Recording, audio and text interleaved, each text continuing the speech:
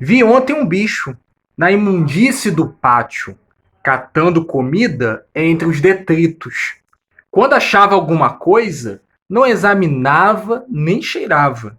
Engolia com voracidade. O bicho não era um cão, não era um gato, não era um rato. O bicho, meu Deus, era um homem.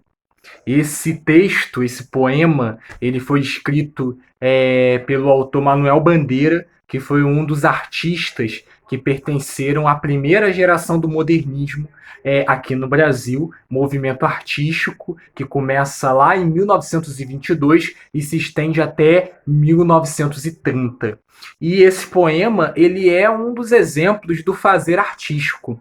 Eu acho muito engraçado que quando eu vou, né, lecionar artes, né, vou trabalhar artes, os alunos eles esperam apenas o desenho. Professor, a gente vai ter atividade de desenho. É claro que o desenho, a pintura, são expressões artísticas, são manifestações artísticas, mas a arte ela é muito mais plural, muito mais densa do que isso. Tá? A arte ela pode ser teatro, a arte pode ser a literatura, a arte pode ser a música, a escultura, a arquitetura, a fotografia, né?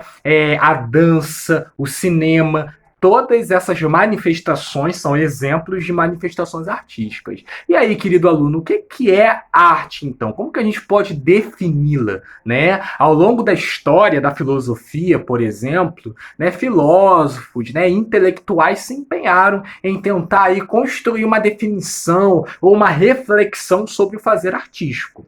Portanto, a gente pode entender a arte como toda manifestação, toda obra que seja resultante da criatividade do autor. Então, Manuel Bandeira aqui, no momento em que ele escreveu esse texto, na hora que ele escreveu esse poema, ele usou o que? Ele usou a sua criatividade. Né, para poder compor um texto que nos chama tanto a atenção, que brinca, né, ali com as ideias e nos surpreende no final. Ele faz ali uma crítica social de que muitas vezes nós, seres humanos, agimos de forma muito errada perante o meio ambiente, né? E no fundo, o animal selvagem que destrói somos nós mesmos. Essa reflexão que ele faz, que ele provoca por meio da obra dele, e por meio desse poema especificamente, e ele usa a criatividade dele para poder compor esse texto, brincar com as ideias e nos surpreender no final, para que a gente possa refletir sobre as nossas ações no planeta. Olha que interessante. Então a arte é isso, é toda a obra resultante da criatividade ali do seu autor. Olha que interessante, um cara que vai compor uma música. Eu sou muito fã de música. Né? E eu acho interessante essa habilidade, esse dom que os nossos compositores têm, independente do gênero musical que seja, para poder compor ali uma letra, né, e etc. Muito interessante. Isso é uma obra artística. A pessoa, na hora que vai escrever o roteiro de um filme, que vai escrever uma novela, que vai escrever uma peça teatral, os atores também, no momento em que vão interpretar, que vão incorporar um determinado personagem, uma pessoa, um coreógrafo, que vai criar, por exemplo, uma coreografia, uma dança, né? Ou, por exemplo, um estilista que vai ali criar, né, um determinado estilo de roupa, uma determinada coleção de roupas. Então, todas essas obras que eu estou aqui exemplificando são exemplos de manifestações artísticas, porque a arte é isso, a arte é aquela que é resultante da criatividade e ela tem o objetivo de provocar emoção no público, ou seja, de fazer você chorar, fazer você rir. Quantas vezes a gente já chorou na frente de um filme emocionante, de uma novela, ou tantas vezes que a gente já riu na frente de um filme de humor. Então a arte tem esse papel, mas não só esse papel de emocionar, mas vários outros papéis. A arte ela tem o poder de retratar os problemas sociais, políticos e econômicos do mundo, tá? Aqui o Manuel Bandeira, por exemplo, ele está nos chamando a uma reflexão, fazendo críticas ao papel do ser humano aqui neste planeta. A arte tem esse poder de fazer a gente pensar sobre as questões éticas do mundo, pensar sobre o nosso papel no mundo, sobre a nossa relação com as outras pessoas, né? fazer a gente pensar também sobre as nossas próprias ações em relação ao meio ambiente.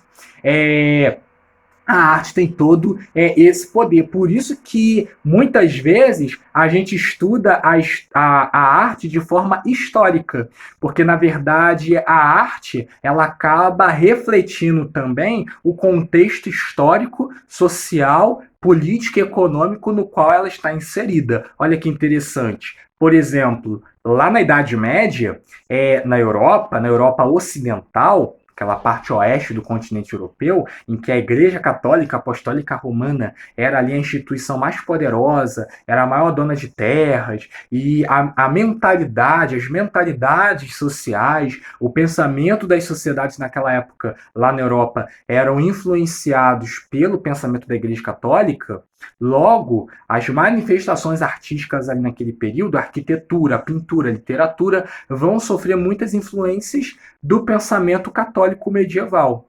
Então a gente vê que a arte ela é influenciada pelo contexto na qual ela está inserida. Nós estamos vivendo a pandemia da Covid-19. Com certeza, muitos artistas já escreveram sobre a Covid-19, já fizeram alguma música, algum filme, né, enfim, algum poema falando sobre esse período, sobre como esse período tem impactado, né, na humanidade, né, psicologicamente, enfim. Então, isso é arte. A arte ela tem o poder de fazer a gente pensar, refletir sobre o mundo, tem o papel também de nos entreter, né? Ou seja, quando a gente chega à casa cansado de um dia, de trabalho puxado, muitas vezes a gente não quer pensar sobre as questões do mundo. A gente só quer esquecer tudo e se divertir, assistir a uma boa comédia, por exemplo.